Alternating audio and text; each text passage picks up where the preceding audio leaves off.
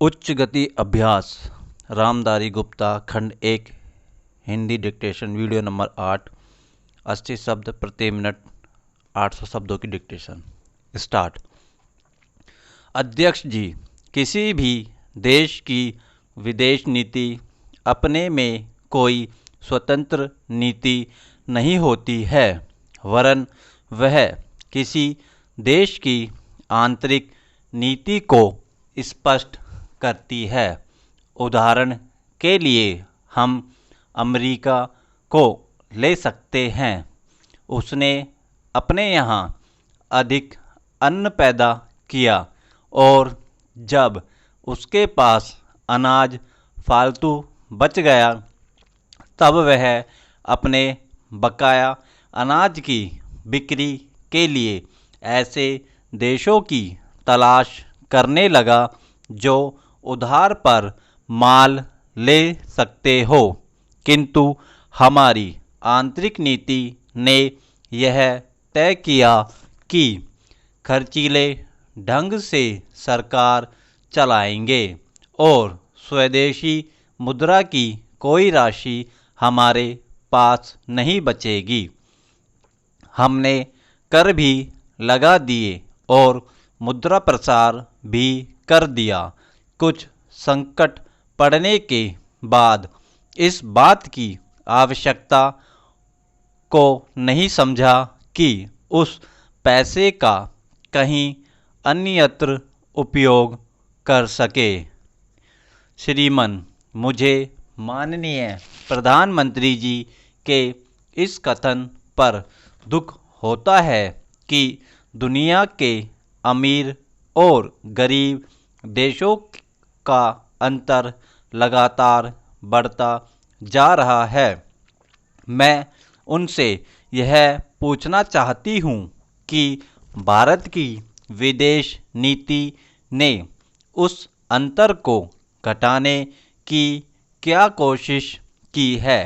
क्या भारत सरकार ने कभी दुनिया की पंचायत में यह कहने की हिम्मत की है कि बालिग मताधिकार के आधार पर यूएनओ का चुनाव होकर एक संसद बनाई जाए? और क्या आप में यह देखने की हिम्मत है कि फौज के हिसाब से कर लगाकर एक विकास का खाता खोल दिया जाए? जो देश विकसित है उनके मजदूरों का 1 घंटा हमारे देश के मजदूरों के 100 घंटों के बराबर माना जाता है, क्योंकि उनके पास साधन है। इसलिए यह अंतर और भी बढ़ता चला जा रहा है। किसी देश के अंदर आंतरिक नीति में अमीरी और गरीबी का अंतर बढ़ता चला जा रहा हो और वह दुनिया के देशों में विद्यमान अमीरी और गरीबी के इस अभिशाप को समाप्त करेगा, यह समझ में आने वाली बात नहीं है। अब मैं आपका ध्यान एक और बात की ओर दिलाना चाहती हूँ।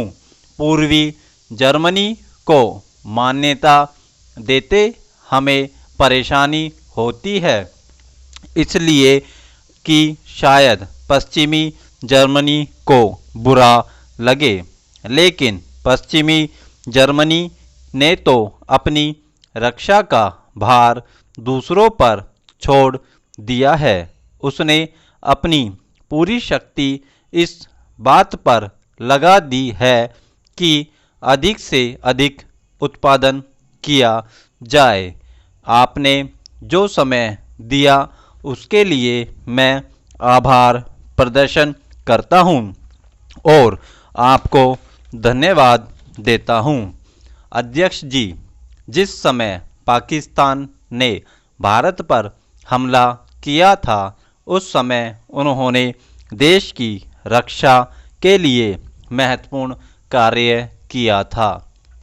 इसके साथ ही मैं मंत्री महोदय को यह भी स्मरण दिलाना चाहता हूँ कि शायद उन्होंने इस पर ध्यान नहीं दिया कि इस बार जो राष्ट्रीय पुरस्कार मिले हैं उनमें रेलवे प्रदर्शन को केवल 2 ही प्राप्त हुए हैं, जबकि मैं ऐसा मानता हूँ कि हमारी सेना के बाद अगर किसी ने युद्ध काल में सराहनीय कार्य किया है तो वह रेलवे प्रशासन अथवा रेलवे कर्मचारी और अधिकारी हैं। इसके लिए उनके मनोबल को बनाए रखने के लिए और उनको प्रोत्साहित करने के लिए रेल मंत्री को इस बात पर भी ध्यान रखना चाहिए और इसका प्रयास करना चाहिए कि जो भी इस तरह के प्रोत्साहन मिले उनमें रेलवे का विशेष ध्यान रखा जाए।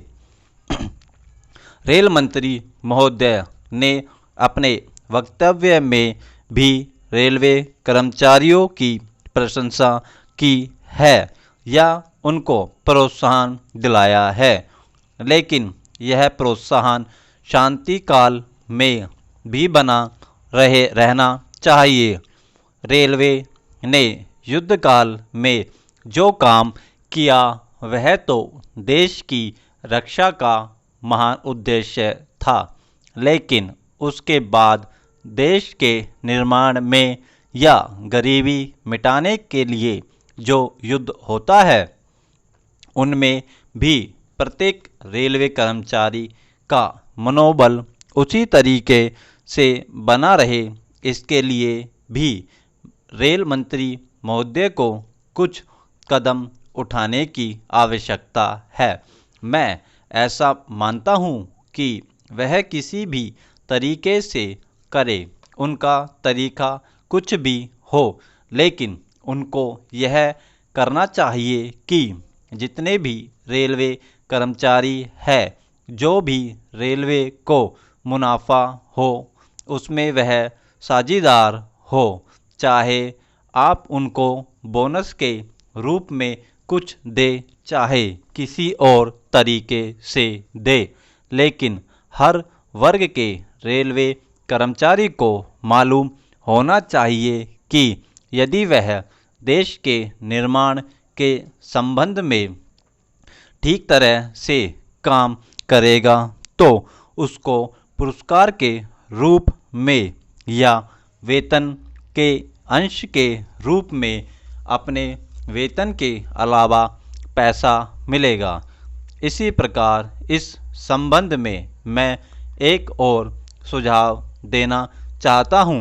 स्वतंत्रता के बाद रेल प्रशासन भारत सरकार का प्रशासन हो या, लेकिन यह लोकसभा एक विशेष उद्देश्य को लेकर चुनी गई है। यह उस कार्यक्रम का नमूना ही है। गांधी जी ने जीवन के सभी पहलुओं पर प्रकाश डाला था। धन को वे संयम से व्यय करने के हक में थे। समाप्त। अगर वीडियो पसंद आया हो तो प्लीज़ चैनल को सब्सक्राइब करें, वीडियो को लाइक करें। कोई समस्या हो और अन्य किसी प्रकार की वीडियो चाहिए तो प्लीज़ कमेंट में बॉक्स में कमेंट करें। धन्यवाद।